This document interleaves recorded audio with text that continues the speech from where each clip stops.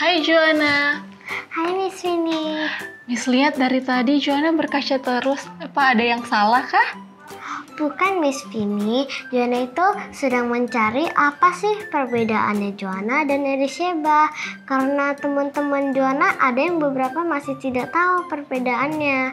Mereka kalau tidak tahu pasti mereka panggil kembar.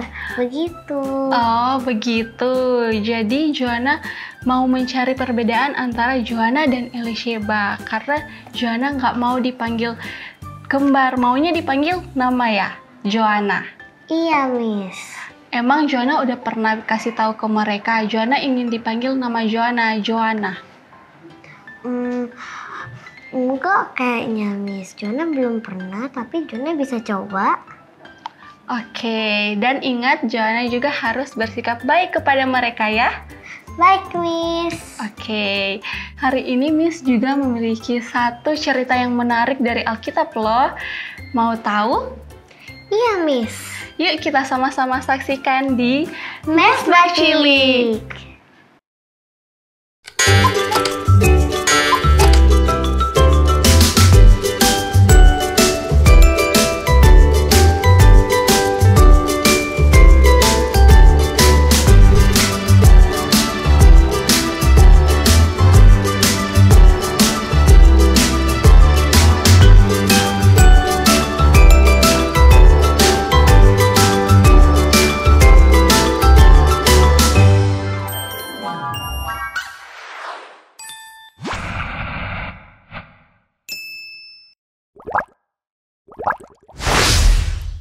Kadang-kadang orang memanggil kita dengan nama panggilan.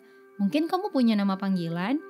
Biasanya sesuatu yang kita lakukan atau katakan dapat memberi kita nama panggilan. Terkadang orang memanggil kita dengan nama yang jelek. Para pengikut awal Yesus juga dipanggil dengan nama. Dan salah satu nama itu bertahan. Dan tahukah kamu masih digunakan hingga hari ini? Adalah berbahaya untuk menjadi seorang pengikut Yesus dan tetap tinggal di Yerusalem. Para pemimpin Yahudi memasukkan orang ke dalam penjara. Kadang mereka dipukuli dan kadang bahkan dibunuh. Jadi, banyak pengikut baru mulai pindah dari Yerusalem.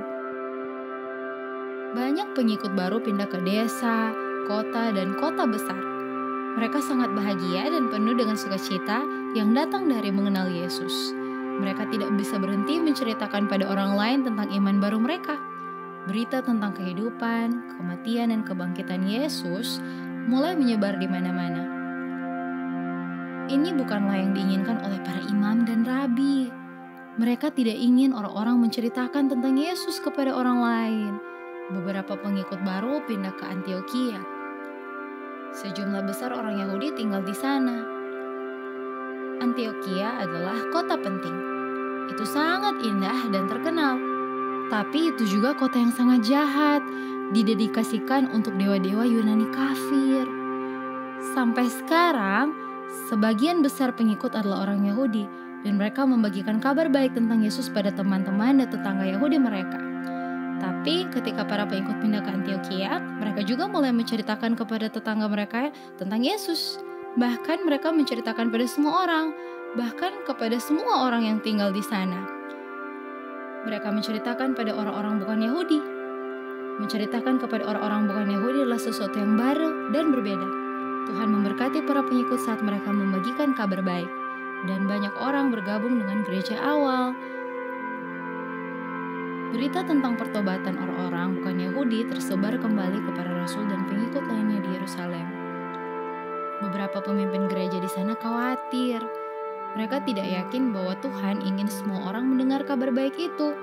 Bagaimanapun orang Yahudi adalah orang pilihan Tuhan. Jadi para pengikut di Yerusalem meminta Barnabas untuk membantu. Barnabas adalah orang yang baik, penuh iman dan dipenuhi dengan Roh Kudus. Dia diminta untuk berpergian ke Antioquia dan mencari tahu apa yang terjadi. Ketika Barnabas tiba di Antioquia, dia melihat bahwa para pengikut di sana benar-benar diberkati oleh Tuhan. Mereka benar-benar memahami kasih karunia Tuhan, percaya bahwa Tuhan mencintai semua orang dan ingin saling mencintai. Ini membuat Barnabas sangat senang. Dia mendorong para pengikut untuk tetap setia kepada Tuhan. Dia berkhotbah kepada orang-orang bukan Yahudi dan banyak lagi orang yang memutuskan untuk mengikuti Yesus. Barnabas segera menyadari bahwa dia membutuhkan bantuan. Ada begitu banyak orang untuk diajak bicara, begitu banyak orang untuk diberitahu tentang Yesus. Siapa yang bisa membantunya? Dia memikirkan Saul. Dia ingat bagaimana Saul telah berubah setelah bertemu Yesus di jalan menuju Damsyik. Bahkan namanya telah dirubah. Sekarang dia dipanggil Paulus. Jadi Barnabas mulai mencarinya. Dia pergi ke kota Tarsus, di mana Paulus lahir. Di sana dia menemukan Paulus mengajar orang lain tentang Yesus.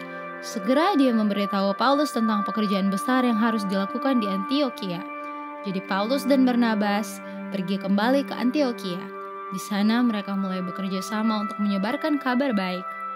Selama 1 tahun penuh, mereka membagikan kabar baik tentang Yesus. Dan banyak orang, baik Yahudi maupun bukan Yahudi, percaya. Karena para pengikut banyak berbicara tentang Kristus, mereka disebut Kristen. Segera nama itu menyebar ke seluruh dunia Romawi. Tapi di kota kafir Antiokhia, nama itu pertama kali digunakan. Dan di kota itulah Saul, yang sekarang dipanggil Paulus, memulai pekerjaannya di antara orang-orang bukan Yahudi.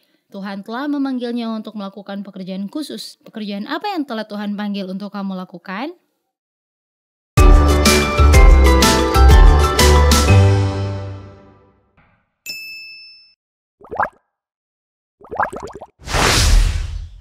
Halo Sobat Cilik Hope Channel, hari ini Miss Carlia ditemani oleh Joanna.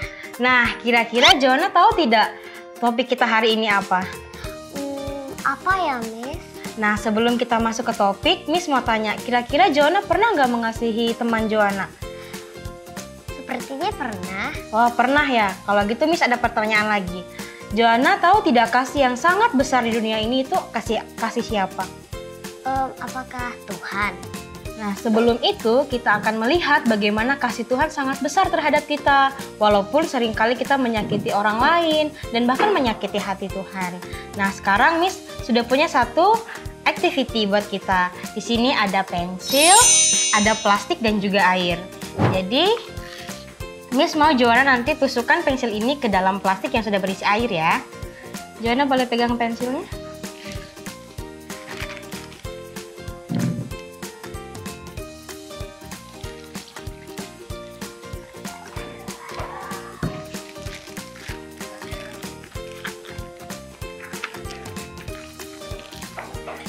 Sekarang coba Joanna tusuk pakai pensil.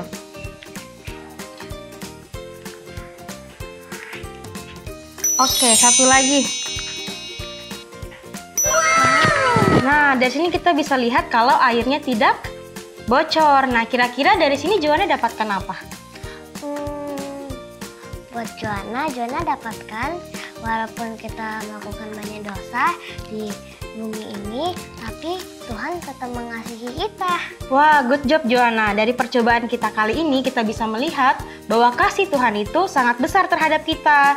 Nah, dari air ini melambangkan kasih Tuhan, sedangkan pensil ini adalah melambangkan dosa-dosa kita, kesalahan kita yang sering menyakiti orang lain, bahkan menyakiti hati Tuhan. Tetapi walaupun ditusuk, air itu tidak bocor, yang artinya kasih Tuhan tidak akan keluar daripada kita. Tuhan tetap mengasihi kita. Nah, sahabat Hope Cilik juga bisa menyebarkan kasih Tuhan Yesus kepada teman-teman sahabat cilik sekalian. Nah, episode kita sampai di sini. Tuhan Yesus memberkati dan sampai jumpa di episode selanjutnya. Bye-bye.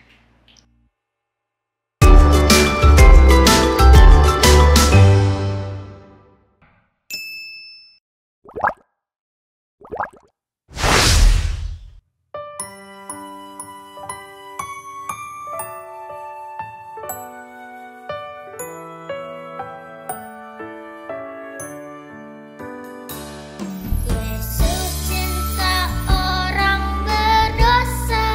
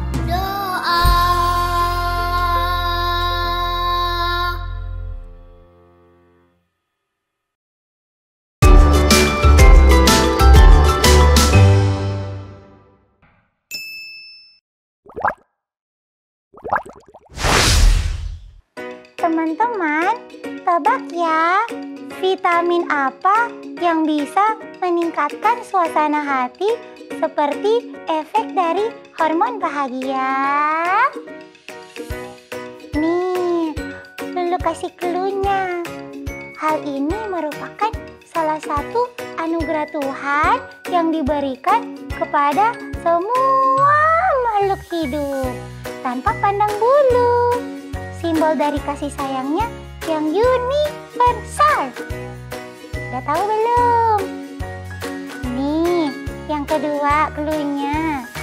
Hal ini menyinari setiap orang di bumi tanpa memandang suku, agama, atau latar belakang. Udah ketebak kan jawabannya? Yaitu sinar matahari. Lulu mau berbagi beberapa tips kesehatan tentang pentingnya bersyukur atas khasiat sinar matahari ya. Dengar baik-baik.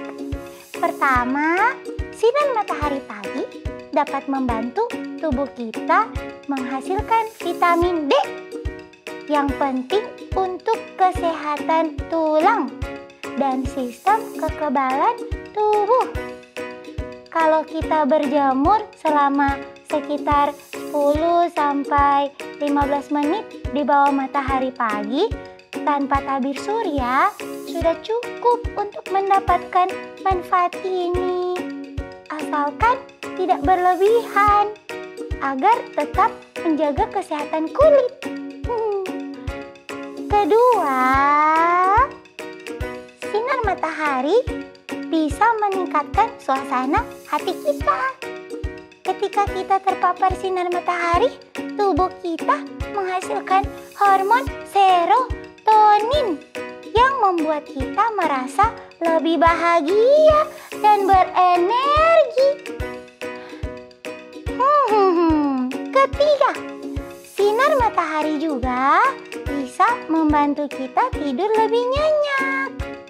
Paparan sinar matahari di siang hari membantu mengatur ritme sirkadian kita yang mengatur siklus tidur dan bangun kita.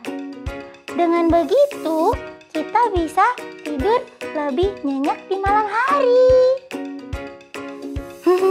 Terakhir, sinar matahari memiliki manfaat untuk kesehatan kulit kita. Meskipun terlalu banyak sinar matahari bisa berbahaya, paparan sinar matahari yang cukup bisa membantu mengatasi beberapa masalah kulit seperti psoriasis dan jerawat. Nah, teman-teman, itu tadi beberapa tips dari Lulu tentang pentingnya bersyukur atas khasiat sinar matahari. Ingat, sinar matahari adalah anugerah dari Tuhan melalui alam yang bisa kita manfaatkan untuk menjaga kesehatan kita. Sehat selalu ya Sobat Mesbah Cilik. Bye-bye.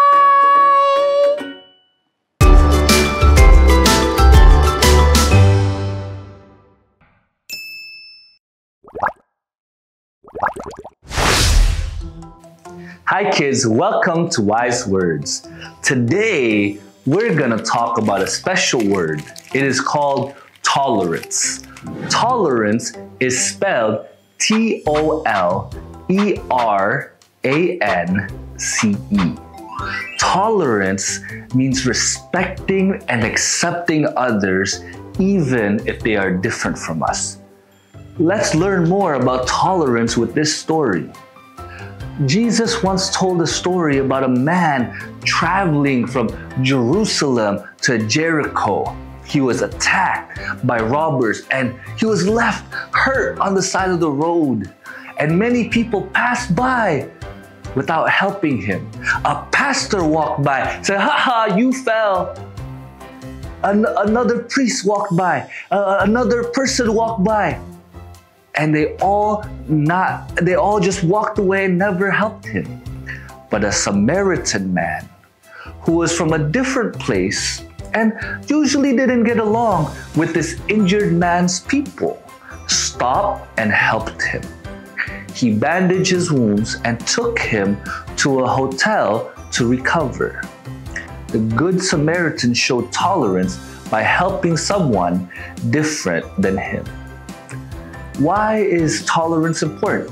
The Bible says in Ephesians 4 verse 2, be completely humble and gentle. Be patient and bearing with one another in love. Tolerance helps us live in peace and show God's love to everyone, no matter how different they may be. So remember, tolerance means respecting and accepting others, even if they are different from us. It helps us live in peace and show God's love. Thanks for listening, and remember, Jesus loves you very much. Goodbye.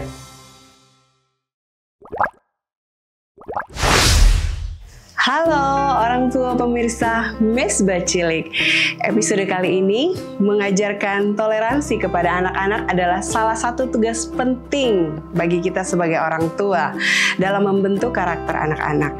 Toleransi bukan hanya soal menerima pendapat yang berbeda, namun juga menghargai dan memahami sudut pandang orang lain. Nah, sebagai orang tua kita bisa mulai dengan contoh nyata dalam kehidupan sehari-hari.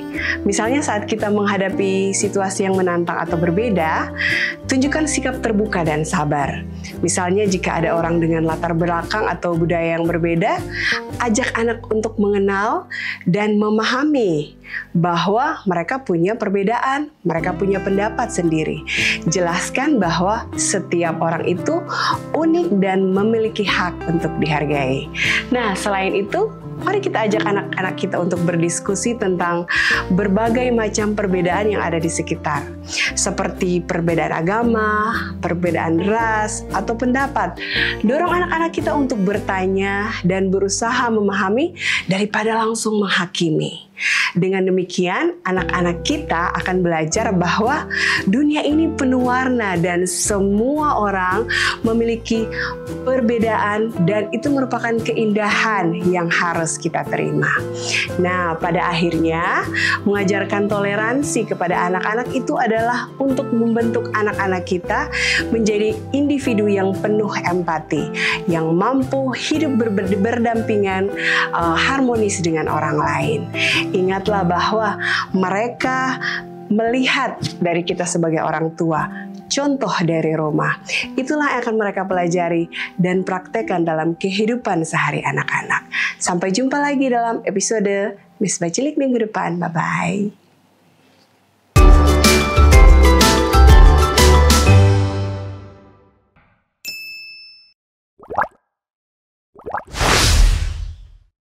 Hal yang membuat kamu dan temanmu terlihat berbeda. Biasanya dari penampilan, kadang-kadang dari rambut atau dari pakaian. Biasanya sih dari gaya rambut, dari baju, dan sifatnya juga. Kalau aku lagi main game, aku kelihatannya kayak kayak suka marah-marah banget kalau lagi main game. Menurut aku sih yang menjadi yang berbeda adalah rambut dan pakaian. Apa yang bisa kamu lakukan jika melihat temanmu dibully karena berbeda sama kamu? Biasanya aku langsung menjaganya dan langsung bertanya, mengapa kamu membuli dia? Aku langsung marah ke orang yang bully. Aku pernah lihat temen aku ditonjok sama anak kelas 3. Terus aku langsung tonjok anak kelas 3 ya balik. Aku sedih dan marah. Aku langsung ke bulinya dan aku bilangin, jangan bully dia. Emang apa salahnya dia? Dia ngapain ke kamu? Gitu. Biasanya aku mencegahnya dan aku bertanya, kenapa kalian membuli mereka? Kenapa kalian membuli dia? Apa yang kamu lakukan kalau kamu berbeda pendapat sama teman kamu pas lagi main? Aku biasanya kayak voting. Pertama aku kayak telepon teman aku yang lain, terus aku suruh dia kayak voting kalau yang mana yang benar atau apa gitu. Aku kan pernah kayak teamwork gitu kan untuk pelajaran sekolah. Terus kadang-kadang aku maunya ini dan dia maunya ini. Kita biasanya kayak berdiskusi untuk menjadi satu pendapat. Sering. Biasanya dalam kerja kelompok atau mungkin dalam bermain. Sering sekali dari kerja kelompok dan bermain. Oke. Apa perasaan kamu saat lagi berbeda pendapat sama teman-temanmu? Biasa aja. Apa perasaan kamu saat beradu argumen sama mereka? Biasanya aku mencari solusi untuk bagaimana supaya kita bisa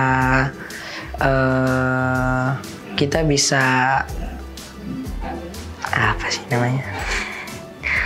Ya pokoknya kita harus mencari solusi. Apa kamu tahu arti toleransi? Tahu, itu kayak ngomong-ngomong dan kayak berdiskusi. Tahu? Apa? Kita banyak yang berbeda-beda tapi kita tetap sama. Tahu. Apa tuh? Jadi toleransi itu walaupun kita semua berbeda-beda tapi kita harus tetap satu. Oke. Tahu. Apa? Misalnya ada orang Islam, aku harus toleransi. Kayak aku ada temen namanya Aryo, aku kalau dia lagi ngomongin tentang agamanya, aku dengerin, bukan kayak ngehina-hina gitu. Apakah kamu memiliki teman yang muslim? Pernah punya. Apa yang kamu lakukan ketika temanmu yang muslim sedang berpuasa? Aku mendukungnya dan aku tidak mengganggunya, seperti saat aku lagi makan terus aku memperlihatkannya di depannya.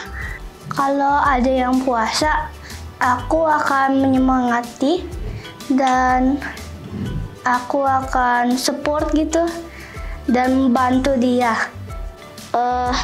Biasa aku cuman semangatin, tapi ada temen aku William sering sering kayak bikin Aryo kayak nangis gara-gara dia kelaparan, bikin minum-minum di depan Aryo gitu. Jadi terus aku bilang William stop. Terus teman-teman kamu kira-kira mereka menoleransi kamu atau tidak? Menoleransi karena mereka tahu aku sedang berpuasa, dan dalam berpuasa itu kan tidak boleh ada gangguan ya. Jadi mereka itu tahu aku lagi puasa dan tidak boleh diganggu.